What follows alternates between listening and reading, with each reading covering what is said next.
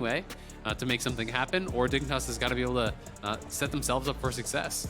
Yeah, so far leaving Gamsu on Island tends to not work too well for him. And we get Corki hovered right away. Toucouille, I believe, hasn't played the champion yet this split. Year long though, 4. So it would actually be it's actually currently his 4th most played champ of the year. So certainly well in his wheelhouse. Philip saying, "This is what you want." It is. Okay, cool. And he's gonna lock in Corki for his mid laner. They're not really showing their hand whatsoever. A lot of marksmen are up. Lucian not banned out, Senna not banned out. Two that are almost always taken off the table alongside the Zeri as well as the Kalista. Lucian Nami could be the option here for Bio and Neo. Seems like it would fit the style that they want to go towards. Ezreal Karma also up, so a lot of the premier duos are available, and will be interesting to see if we're going to get something, like a Senna TK or a Zeri Yuumi to be able to answer. Twitch is also available, but I don't think you're going to want to play Twitch into the Lucian Nami. We heard Aphro talking about it as kind of like, it's an answer for them into the Zeri. A lot of pros just consider the Zeri Twitch lane to be a farm lane, where the Twitch lane just outscales. Yeah. Looking like it's likely to be Senna TK. I do think that there are some picks that are better than the TK at times, but we're not really seeing them. Most people are kind of defaulting towards that Tahm. Ooh! I actually would have liked to see it. Honestly, I think, as you mentioned, there are so many good other pairings with Senna. I think you can't ban them all, as long as you're practiced as Aphromoo, but it is Senna TK here. Going to be their 2nd play of this duo so far this year. Split long, it'll be their 1st, but again, very, very powerful. And generally speaking, Tahm Kench can withstand that damage pretty well, and Senna should be out of reach. So I actually like this lane as an answer. Yeah, I mean, I think it is quite strong. And if you draft Jarvan into the Tahm Kench, that kind of feels bad in my opinion. You're looking to actually dunk and isolate someone. They are going to lock it in. This was kind of the River special in spring, where he was able to really run teams over with the Jarvan. That's why they got so many of the early wins, and then Jarvan just started getting banned against them all the time because he pretty much always won when he played it. We'll see if he's able to find that success here, but again, I mean, you ult onto the Senna, he's going to get devoured out of that by the Tahm Kench ultimate. Yep. You go onto the Corki, Corki's going to Valkyrie out of there. So we'll see what sort of action he is going to make happen.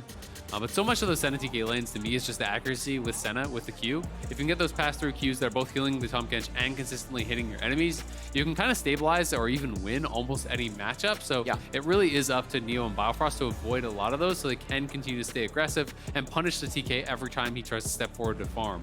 The one time I remember seeing this lane matchup was week 2, day 1 of the LCS. Cloud9, Sven was actually ahead of the Lucian in CS, as like without lane intervention, it was just like their 2-on-2 was literally just better.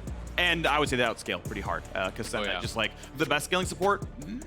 Close with Yuumi, but regardless, again, very, very good late game. And so you're happy with that one no matter what. So yeah, do you want to see what the lane looks like? This is, by the way, 6 unique champions in 6 games for blue. So is still going down the list right here. But yeah, largely aiming toward the early game, reminiscent of the TSM draft, right? Where it was this 1-2-3 with a Lee Sin. And it's all about early pressure. Vi off the table now. And a lot of teams that actually do play that sort of style, have been playing more early game or mid game, are going towards the Ahri. So I'd be interested to see if Ahri is going to be a pick here for blue, or if they're going to be leaving that pick for last year and just blinding Gamsu. That has been what they've been doing, is mostly just blinding Gamsu and kind of leaving it on island, which I think fits the bill of what people were expecting from Gamsu, is that he's supposed to be Mr. Weak Side. But at the same time, I still think you need to give him some help, and I feel like Dignitas have really kind of bailed on him a little bit too hard at times. Sure. I think back to especially to their TL game where, very early stages, but he was doing fine in the 1v1 against Whippo, and he was just getting gank after gank after gank, and not even getting his wave reset, or a little help from that from River, which does make things very hard. Interesting. It is going to be blinding, well, no, not answering the mid, and then they're going to have 5th pick top here, which of course makes sense because Corki's already locked in, so you don't need to save your mid for last. Yeah. Feels like a little bit disjointed from what the rest of the team is. Yeah, so you mentioned the early game. I looked at their drafts from last week where they looked a lot better than over in week 1, and it's like, okay, when they went against Immortals, Yasuo mid, he's like a 2-item spike champion. Yeah. Like, it kind of goes down from there, but like you're really happy on like Zeal, and you're really happy on 2 items, and like Gnar is like a pretty solid top lane over there, and like, yeah, you got a lot of early pressure, and they won really fast, right? The Cloud9 game, Gangplank, Volibear, Lucian, Nami, like a lot of pretty early stuff there as well. So this is Dignitas taking a bit of a step back. Obviously, we'll see what pick number 5 is going to be. If it's going to be like an Ornn or something, they're really going to go full late. But yeah, Lucian, Nami, Jarvan is 3 points of early pressure. Yeah, absolutely. We have Xin on the other side, kind of answering some of that early aggression here. Oh, this is really good. Camille coming out from FuYl. MOrdekaiser claps Camille, by the way. This is a great 1v1. And if she ever like ults someone else, you just like grab her and like turn off the ulti basically. Yeah, it's also a pretty nice interaction against Tahm Kench because Tahm Kench obviously cannot ult people out of that. So there are possibilities to go really well with that. But we'll see, you know, how FuYl is actually able to play this out against Gamsu. Gamsu has not been having the best time.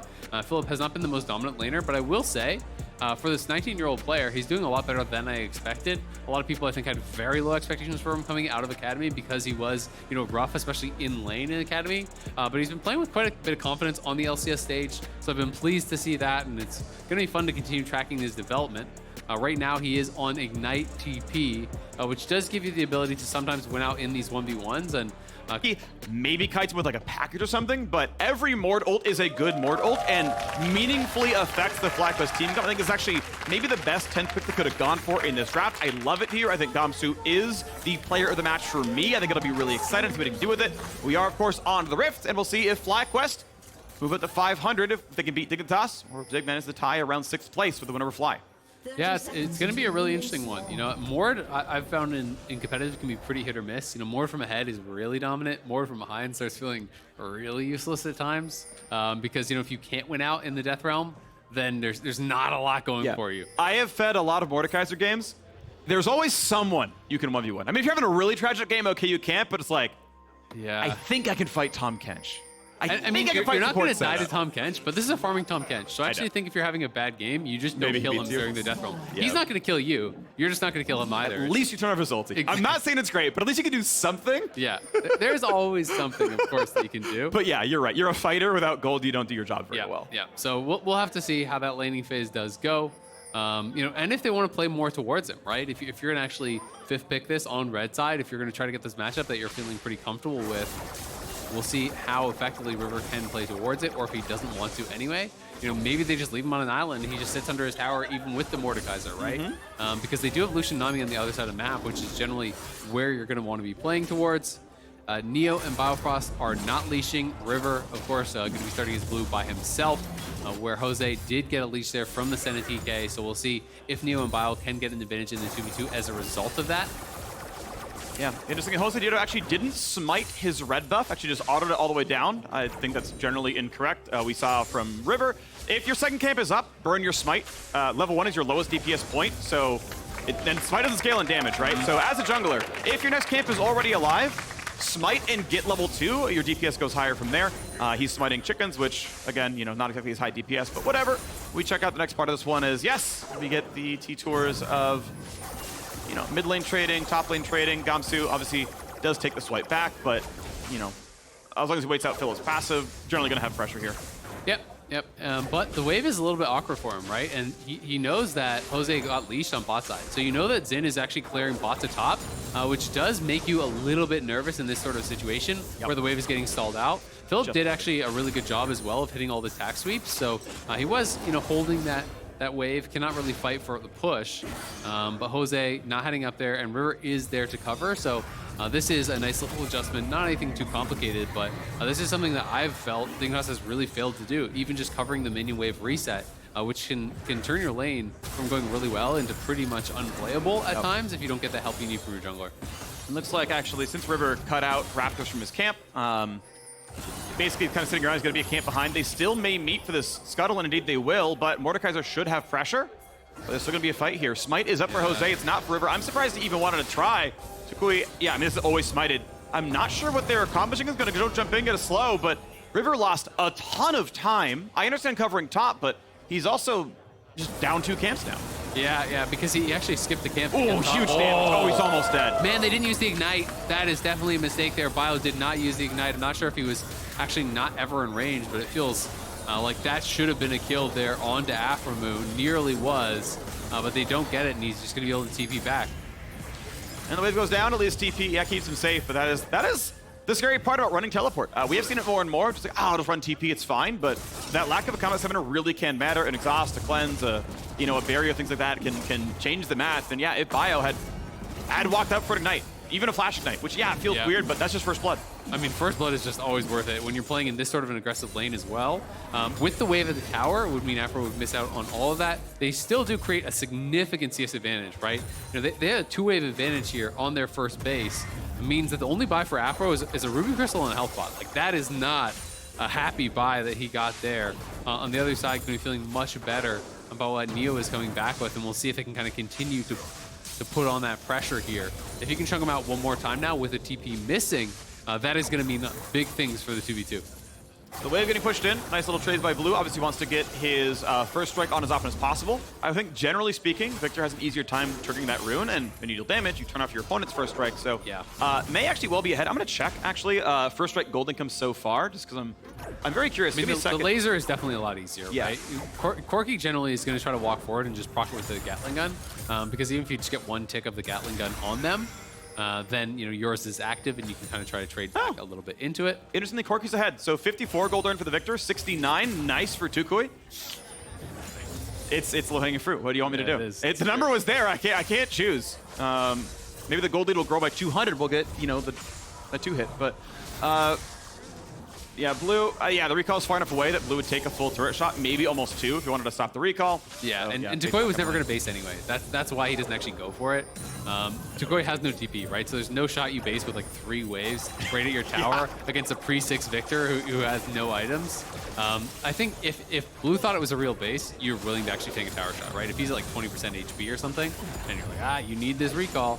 But in that case, I think correct decision there from Blue to not step forward. But doing a good job just kind of harassing at the tower. toucouille, dead even in farm here, up just 1 CS. But Jose has the wraparound, and Blue could be in trouble because he has not been spotted. Okay. But yeah, ultimately... reset. They don't know where J4 is. Okay, shoving the wave, not a problem. This will be a pretty safe one. So Blue, how long are you willing to take this? Of course, spin isn't more than enough, so you can always... Q and get a shield for a bit. The more you kite the melees, less they hit you. He's actually kind of letting melees hit him kind of at all times. But trims it down to about 3 minions. Should be able to recall off this. It's going to be pretty tight, but I believe he'll be okay with it. Man, CS in bot lane is really concerning. TK against Lucian already is a pretty big gap. And we'll see how much they can actually harass him on these range minions. Up the top side, though, you're seeing fairly even overall. The Bramblevest rush, I think, is just kind of a nod towards the fact that it is both Jose and Philip, but I don't love the build. I don't actually think that the healing reduction is very useful whatsoever against Camille. It's like, what are you cutting? Tack sweep? You're cutting Grasp. Well, yeah. And eventually Divine Sunder, which is always the build. But like, who cares at this point in the game, right? I actually think like early Rylai's or rush towards Leeching Leer is way more powerful for your laning phase. So it does feel very defensive, but if his job is to just play weak side and he says, hey, I'm going to need this later on, then maybe I can understand the argument.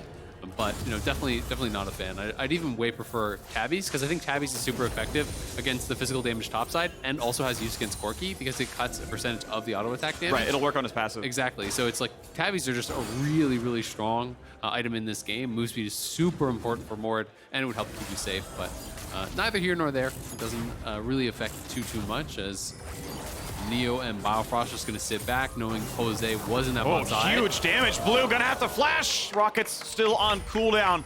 But that was huge. Really well done by the FlyQuest mid laner. Blue forced out. Does not have TP. So yeah, shoving this wave ASAP, deny the farm. Yeah, going to be able to deny at least a little bit. We'll see how much. If it's on a cannon wave, they won't be as bad for Blue. Nice little sidestep, though, from Philip.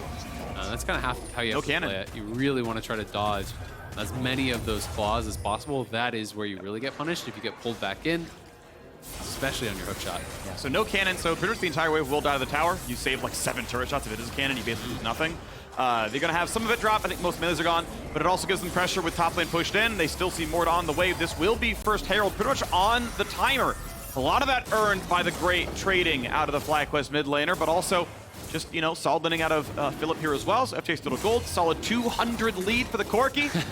Smart by Dig. They do have infinite bot lane pressure. They're able to trade back for a Drake. Probably still favors FlyQuest because one of these swords has got to be getting low and will be a very meaningful crash from Shelly. Does feel like the bot lane for FlyQuest has stabilized a little bit. The lead is not getting any worse at the very least there. For Aphro is up to about 50 CS. We'll see how many minions there are actually to collect. It looks like it's about even, so yeah, this is the real CS advantage right now. Watch this one more time. Just straight in. It's just Blue is out of mana. He's trying to reset the wave and just kind of gets caught and punished for that. When you're low on mana, you push out that wave so incredibly slow. It just means really a poor base timing generally from him. The wave state was not where he needed it to be, and rightfully so. toucouille goes right in on top of him, knowing that there's no recourse for Blue, who now has no flash, could be in trouble. Oh, Yeah, that could have been a lot of damage. Maybe a kill, I don't know, but yeah, close one all the same, able to sidestep. And we still sit out this very tight game. Gold nearly equal now. Huge farm lead, momentarily at least for the MOrdekaiser. Still pretty solid for Lucian. The wave meets again with plus 19. Top lane similar boat, but I believe there is still farm. A massive wave. Yeah, okay. Massive wave for Philip. So we'll see it, you know. It'll be like 6. Yeah, well, or, you know, if he can harass him on a lot of it and actually deny it, then it could be a pretty big deal. But is a good, I don't know, 12, 14 minions or whatever there, something like that for him to collect. So should be able to trim that lead quite a bit. But was having to play pretty defensive, it felt like, for the last minute or two. Prior to that, had been just about dead even. Oh, nice little trade right there. Johnsun, of course, next time he Qs anything, is going to get that all right back. Also very typical for Fleet to be the option, which is also some more sustain. If you get everyone in the auto, you get the full value of the heal. Jose walking through defensive wards. An aggressive one here, we'll see him. So now that's known.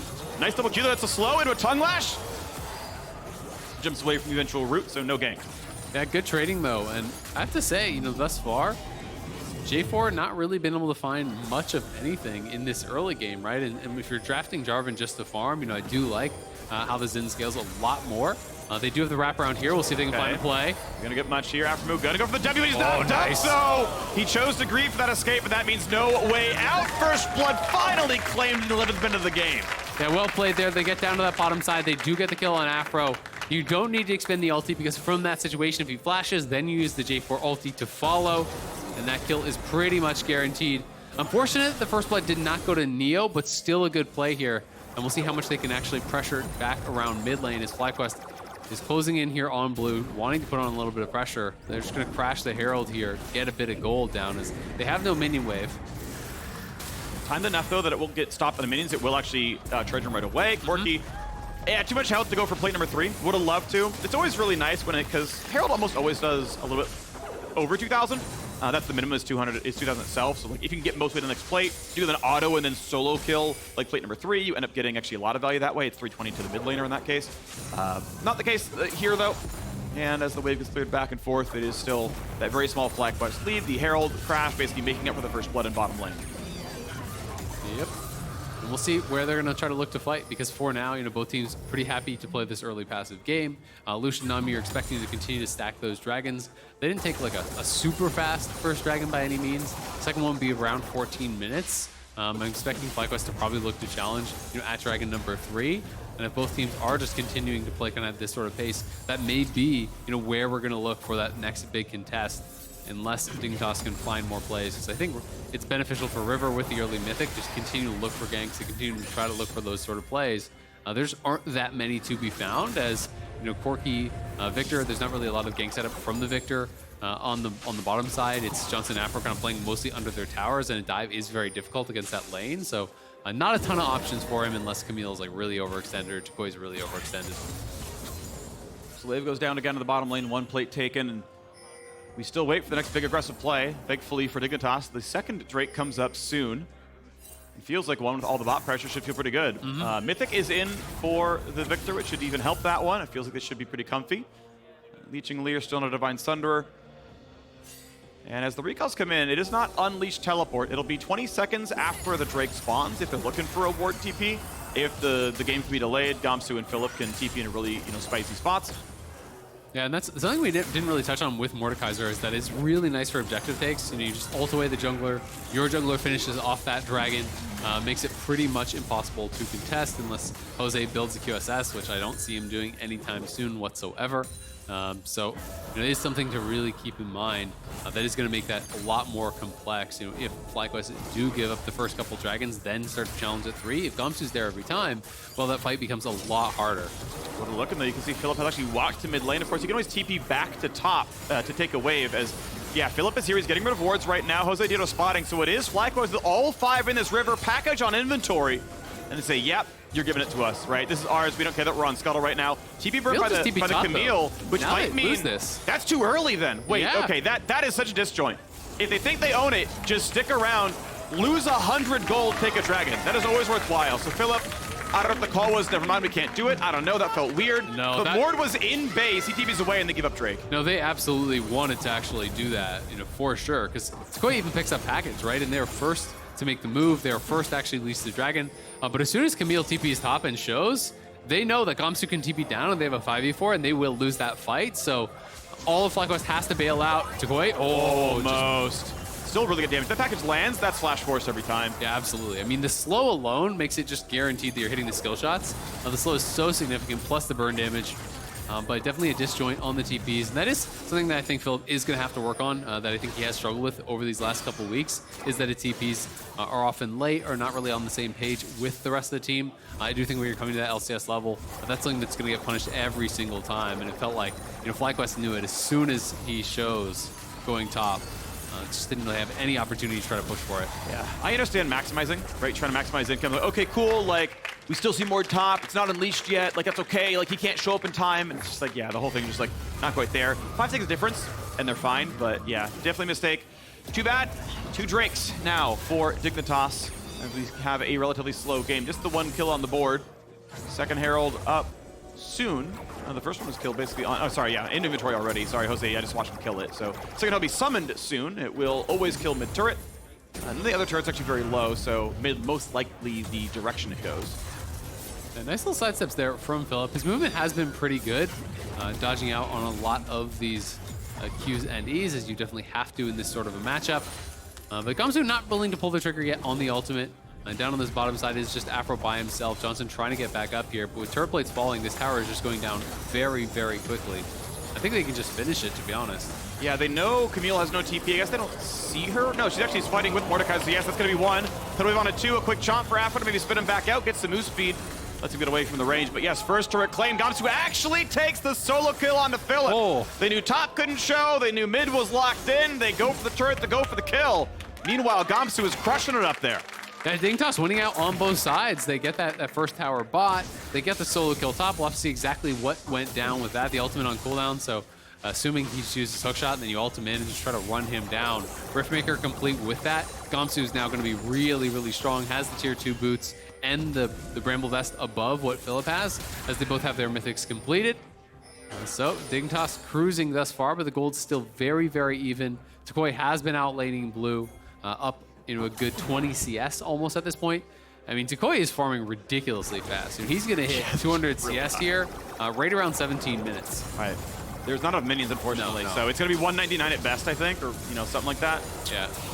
Not before 17. I mean, why even try? What's the point? Yeah, all my homies get 200 CS at 17 minutes. So sorry, toucouille. Yeah, all your homies combined. I've played. Yeah, exactly. we got the 3 and 17 TF who's got 12. There's the ulti, just like, and you got nowhere to go. Yeah, just kind of wanted to reset the wave. Very far up there. Gamsu just flashing in, finishing him off. Just nowhere to go, and that is the weakness of when you're not playing flash on the Camille. Did not have the flash for the mobility. After that, the hookshot was used early. Trying again to reset this wave, but it's just such an awkward position for Philip to be in, and that's why Jose is up here. Well, it goes for the dunk yet again. Gamsu should have the shield, as long as he can, but isn't enough damage. Oh, he pulls one in, but yes! Philip gets the kill. Jose drops Agar with a flash at the end. A 2-for-1 kill topside. Nice punish on the fact that the ultimate is down there from Gamsu, using Johnsun's ult to help facilitate that dive. Now Gamsu, on his own, does get taken down. We'll see if Dignitas can get anything done on the other side of the map. For now, it just looks like it's going to be a little bit of push down on the bottom side, and Johnsun not being answered right now, so he's just shoving this in. And they're trying to establish some line of vision here. You can see just moving in, getting a shallow line of vision there on the mini-map, trying to potentially contest here at this red buff. As River has a smite, is in the area. And if the red buff goes in, ooh, really close. Smite fight. I saw 92 health in that one, but it goes to JoseDeodo. No smite burned by River, but that is at least a buff secured. Gold very close between these teams. 2 Drakes, third one up soon. And Dignitas ready for that one here as well. Again, on pace for a sub 25-minute Dragon Soul. Package should be available. But there's no vision at all for FlyQuest, right? Like, establishing their vision is such an important part of this. Philip does have TP. He's topside. Jose's going topside for a scuttle.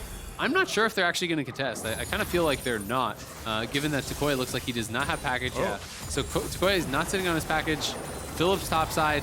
I think they're just giving this one up, which feels a little bit surprising when they were willing to fight at second, but are not willing to fight at third. They will be able to trade that mid-tier 1 for sure for this, because they're dropping Herald. and maybe take away some camps on top side, maybe try to then move up towards that top lane tier 1 and try to get 2 towers for the trade.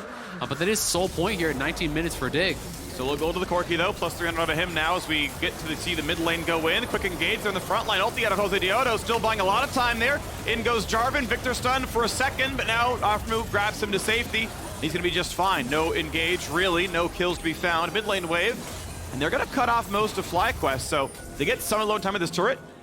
Philip, I mean, looking around the flank, but as long as Gamsu's holding ult, any flanker is immediately not threatening anymore, and that's gonna be turret falling, so well done, Dignitas. They already got first turret earlier on. They get the Dignitas to Drake, and they trade back the objective that FlyQuest tried to cross map. Here comes Philip, goes for the ulti, doesn't get much done, goes towards River, and there's the dunk back. It's gonna be Gamsu over the solo kill package. Looks pretty solid, but not gonna get much of a kill. How much damage will Philip lose? Because he's down to 300. The re-engage comes across, and Gamsu's left alone. He survives long enough. Philip brings him back in for a 5v1 kill. Nicely done. You know, getting the ult there from Gamsu is not able to actually burst down Philip, though, as you say, and then he's out of position as the rest of Dignitas was pushed back by that package it looked like from toucouille, and now straight onto the Baron. This feels like a risky one right on 20 minutes here.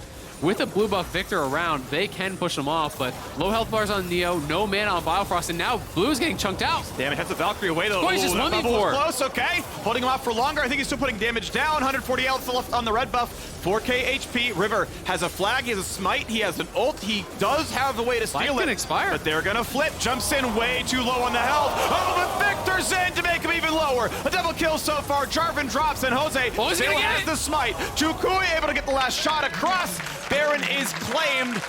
The 2-for-1 fight with a Baron, it ends up being the right play for FlyQuest. Very scrappy stuff. toucouille making all the difference, it feels like, in these last couple plays. First, pushing back Dignitas away from Gamsu so they can isolate Gamsu and actually kill him off. And he had landed so much chunk that when Dig is coming over to try to contest here, he's literally 1v4 zoning, keeping them away from the dragon there. They're able to grab the dragon for themselves here as well. This is that initial play, much later on. In he goes. The ulti, it looked like, over the wall came back up for Blue. They're able to combo, get that double kill onto Blue, which was very big, but Jose stays alive, has the smite available, is able to secure the Baron for FlyQuest. Yep. And now we have to see how much more can they get with this, because the push is going to become very, very frightening, and Corki already on 2.5 items now. Yep. His poke is really going to be ramping up. 2 minutes to go.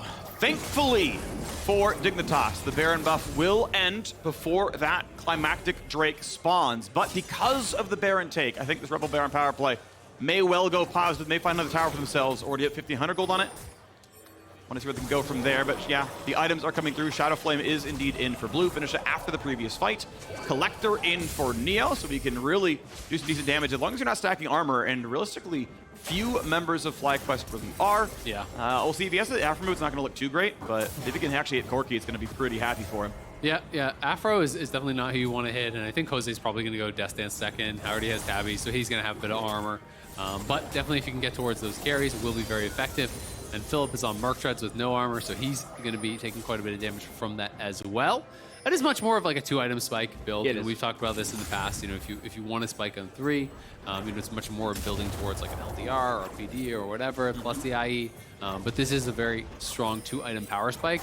And if that's the best you think you can do for this next dragon, that is huge. Oh no, Blast hit. River's in a bad spot. Will respawn before the Drake does, but he's still going to lose his life. A quick Tahm catch ult for safety. Going to chomp in. Gamsu, not a whole lot to do. Saves the ulti, burns it last second. And now with some Xin Zhao stats, will just die at the end anyway. Good damage to the Viktor, though. Still going to try for a little bit longer. But no, it's not going to look too good. Aphromoo still on the front line, has a shield. toucouille pushed away, but Blue's going to run out of HP, gets a quick stun. But is there enough going on? A root on the Neo. He's going to likely drop as well. Dives in. The double auto would have killed the Corki, but it's not going to happen. Team fight massive, 4-1 for FlyQuest. They opt into a losing fight, and it goes worse for Dignitas. Yeah, it all fell apart there for Dig. The betrayal on the blast cone, it looked like, not sure who actually hit it, but sent River back in to die. And now they're getting so much on the tail end of this Baron buff. It looked like they had withstood the push here from FlyQuest, had kind of waited out that Baron, but all of a sudden, multiple towers drop. They get all the kills, all with the very end of that Baron buff. Now Corki at 3 items and pieces here. Let's see this one more time. All right, who hits this? Was this a misclick? He's trying to click Wolves? Nope. Bio hit it. Bio autoed it. before he even EQ'd over. But why? I don't, maybe a misclick, he wanted to move over? Yeah, that has to be a misclick. I can't see any other reason for it. But so unfortunate for River. And so they're kind of just like forced into this fight, and now they've definitely got to try to fight this. You hope they haven't bought, and I believe toucouille may actually not have bought since the previous fight. He has, he's on 3 items. Okay, well then good luck with this one. They're gonna try, of course. Mordult is down, Smite is up. If you win the Smite fight, suddenly get Dragon Soul, the game feels a lot closer. And it would be winnable. I would say Dragon Soul nearly ties the scoreboard. Yeah, the poke is really what they have to deal with here. FlyQuest are not rushing it because they know that is the option for Dignitas. You know, they're just going to try to look to whittle you down with the Corki. We got to see how much they can hit. But the longer they wait, the closer we get to Mordulty and like a 100-0 Smite fight. So we're 5 seconds away from that reality, where Dig is like, look, just burn this thing, all ult Xin Zhao, and it's yours, poke, baby. Man. But yeah, that poke is going to hurt. How many will Dig lose on the way to Dragon is the question, or will they just get away? And it's like, yeah, they just have to give it up. Mordult's up, but it's not going to happen. Out we go. Yep. I think it was a respectable attempt. I think FlyQuest played it correctly, though, as well. Good skill accuracy by toucouille. And it means that you can't go for the Mordult into Jarvan dives it. So, well done. Crisis averted. 5 more minutes until Dignitas can try again for Dragon Soul. Yeah, toucouille just kind of playing bodyguard there, you know, playing it really, really well. It is tough, because I agree. If Dignitas were able to actually force that dragon down, you know, get the Mordult, it is their dragon. But the problem is they can't win the all-in fight. They're too far behind. So FlyQuest just never hit the dragon. Just wait until the health bars are so low that if Dignitas did try to force in, they would just get massacred and lose the game. So they are going to lose that dragon. They are still on 3. That is really their big hope in this game, is to try to find somehow, some way, that Dragon Soul to really eliminate a lot of the gold advantage. But if FlyQuest do not let them do it, they're getting further and further ahead here, looking to be in full control of this one. Nearly 6,000 gold ahead is the FTX gold advantage, 26 minutes in. And Corki has another 1,500 gold here in pocket, so may just go back and buy a Hex Shrinker, I would assume. It could be a QSS also, you know, pay attention to the Mord. Just say, hey, like, how could we possibly lose this? Maybe I get caught in a Mordult and kind of get taken down, but it will instead be that Hex Shrinker, as I kind of expected. Viktor has been putting out a lot of damage, by far the strongest member over on the Dignitas side, so paying some respect to that long range. We are on the way to a Nashor's Tooth here for Gamsu, so won't have a lockdown champions. Still actually very partial to rallies or even demonic for damage, but if you can land the auto attacks, it'll be a lot. I think this actually is his best JoseDeodo or Tahm Kench fighting item. If you're going for Xin Zhao or Tahm Kench, I think Nashor's probably does the best for you in that regard. Yeah. So we'll see if he does get those targets constantly, and then it'll look pretty good if so. Blue gonna try to push in the mid wave now with his team. TP coming back in as Aphromoo is back with the squad. Pretty easy wave clear for the Ravenous Hydra Corki. Not gonna be a problem at all. Yep, looking strong. 2 items now complete for Johnsun on the Senna as well, as his mythic through after the Umbral Glaive pit stop, as pretty much every Senna is liking to do these days. Just gives you so much additional vision control, right? When you have multiple sweepers plus the Umbral, it's really easy to choke out your opponents on the vision game when you're already ahead. So I'm going to be looking to continue playing towards this top side of the map, playing towards that Baron vision, which Dignitas needs to maintain some semblance of vision. That's why they have so much down in this section of the map. This quadrant becomes incredibly important when your opponents are playing for the Baron, because you need to be able to safely move forward to drop wards in the pit, and that is why FlyQuest is now encroaching into this area. Umbral Glaive popped, so they clear a couple of those shallow wards here, and are going to look to continue to do more. As toucouille sitting on the package, they could potentially even just start up this Baron and try to dare Dignitas to come in while toucouille has package. All right, well, onto the Raptors for a second there. Careful, EQ is down, but he's going to be fine. Looks like most of the farm went over. Blue Trinket popped because they weren't sure. Okay, they're not killing it yet, but are they killing it now? They've got one more Blue Trinket. We'll see if that one's going to get popped here too. And they are killing it now. So, second Trinket popped, and now they have to try. Package, of course, is on. And he's going to look for the poke. Oh, big damage onto River. He's not even allowed into his namesake right now, stuck in his own jungle. And now the TP is going to come in. They're going to try it for their best. MOrdekaiser around package will burn this down rather quickly. 4K health, spotted again by the flag. They sit there at 2.5. He's getting really low. He's got to find his way in. Will there be a fight? Here comes a dive, and no one's going to be allowed in. It should be a smite claimed twice in a row. Now for JoseDeodo, a stopwatch buys a second. The 1-for-1 so far is... Oh, wow, yeah, Camille trades back with the Jarvan. The River drops. Shots look pretty good. What is Corki like? What is that champion? That damage is insane. Mid laner. A level 16 3 mid laner. A lot of poke, looking really good. Zoning out the squad. Burns down the Baron. A 1-for-1 team fight. At that point, by the way, walking faster than recalling, but Gamsu back into the base, and it's time to now start knocking down structures. Dragon Soul, not a threat, at least not yet. 1 minute to go. They are playing up. It is a 4v4. Baron buff on and all. They will knock down the inhibitor. They have time to reset and ensure that Dignitas will not find Dragon Soul. You just don't miss. It's hitting everybody walking in there. That one rocket that did about half the health of Blue and Neo, there's just no way you can fight after that. They are getting punished so hard. And he's playing so confidently. He's not even needing the Tahm Kench right next to him. He is walking in, playing very, very aggressively, had the package, daring Dignitas to try something. It's the same as the previous Baron setup. Like, one rocket there, almost 50% of River's health. He did go Frozen Heart, so he's low on HP, doesn't have any MR in the build. Then package back in here as it was about to expire, and just comes around and watch this rocket onto, oh my god. That is straight up half the health, more than half the health onto Neo, and almost half onto Blue. Philip then diving into the back line. toucouille has a really nice W here to reposition, get the angle for the kill. It is traded back onto Philip, but just pushing them back. There's no way in for the Dignitas squad, and they cannot compete on this poke. It's again, though, time to flip it. I think you just commit to this. Get over to JoseDeodo. Where are you? Gotta get this one going down. River down a bit low. 2K health, 1700, 1400, 1900, and there we go. Objective bounty claim. Dragon Soul is on. Do Dignitas have to fight is the question now. JoseDeodo low, over the wall. The chase down for Gamsu. Gets it with the Q. 4 versus 4, I do believe. Will there be the rest of it? He's TPing in the base, though. TPing into the base. Philip wants it. Senna goes down. Will there be a recall for safety? Blue's running for his life. But how can they stop the recall? toucouille is there. He's gonna look for Gamsu. This should be an easy kill for him. Still out of the base. Philip at 200 health, but the turrets have left. An unstoppable toucouille. They've got the Corki coming out as well. Nexus is there. Nexus to be attacked. And 2v0. They probably had it anyway. The Dragon Soul claimed, but the base belongs to FlyQuest 3-3. An exciting end there from FlyQuest. Aphro suiciding to stop the bases as the solo laners get to the Nexus. Finishing off Dignitas there. Another win on the board here. FlyQuest moving to 3-3. What a game, though, from toucouille. It was so good on the Corki. It felt like start to finish, massive farm game early. But when it came to all these objectives, he was always winning out so heavily in the poke battles, was very, very accurate with the rockets. And at the later stages of the game, it just felt like Dignitas had no answer to this guy. They couldn't find the angles to get in on him. River as kind of the solo engage on the J4 was not able to really run in and make anything happen. And Dignitas just had no answers really to this Corki that gets the 4 items, is dominating the 5v5, dominating the poke, chucking them out so low, making a smart call to just end the game there with TPs. Yeah, your only engagement was the Jarvan himself, and I mean, even without package, you can react to that one every single time. So yeah, playing on the edge was toucouille. Really, really well done. 5-0-3 for the Frenchman in the mid lane. It looks definitely beautiful. 3-3 again, their record.